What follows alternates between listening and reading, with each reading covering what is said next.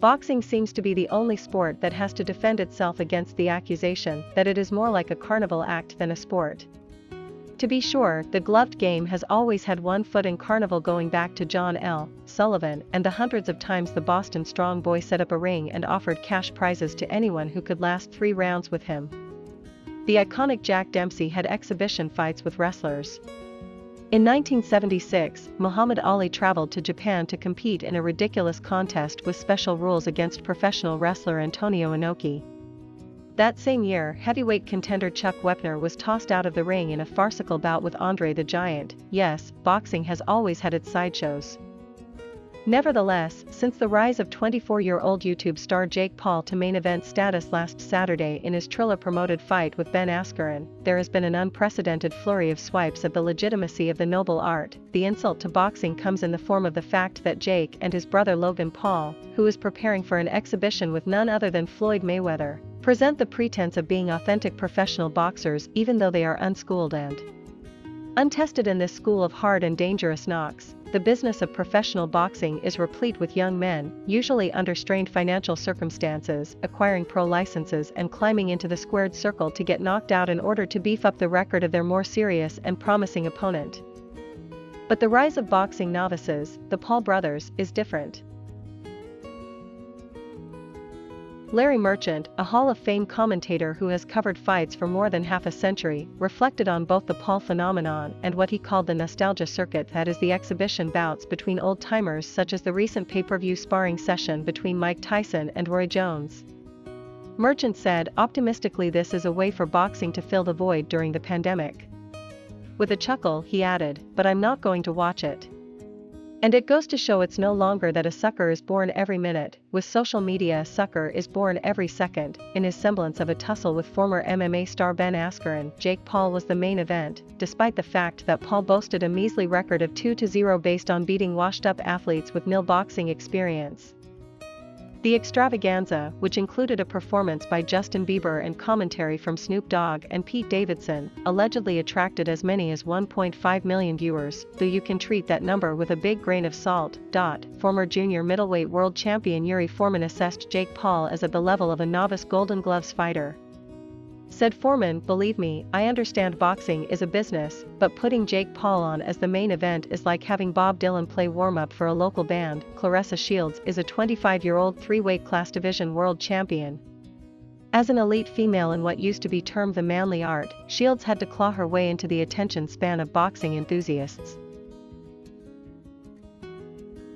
The native of Flint, Michigan, is angry about the gender inequity enabling a YouTube pretty boy to earn millions for 2 minutes of work against an opponent who is basically an over-the-hill wrestler.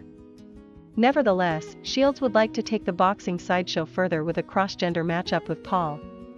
Shields promises, "I, Claressa Shields, will whoop Jake Paul's ass.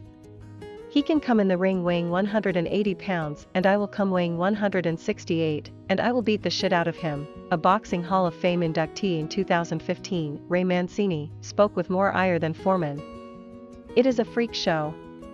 Paul has not fought anybody with boxing experience. I hope they put him in with some washed-up pro who is sure to knock him out."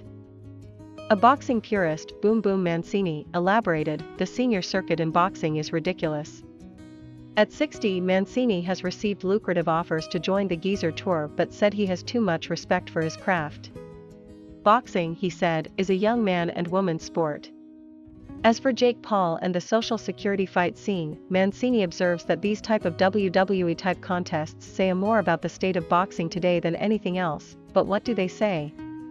That professional boxing has been floored by the pandemic, the closing of gyms, and the shutdown of local boxing shows. Some of Paul's 15.1 million Instagram followers believe Mancini and company should cool it.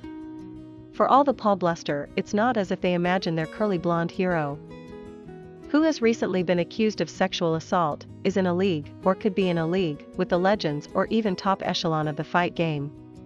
They just relish watching the heavyweight king of YouTube content.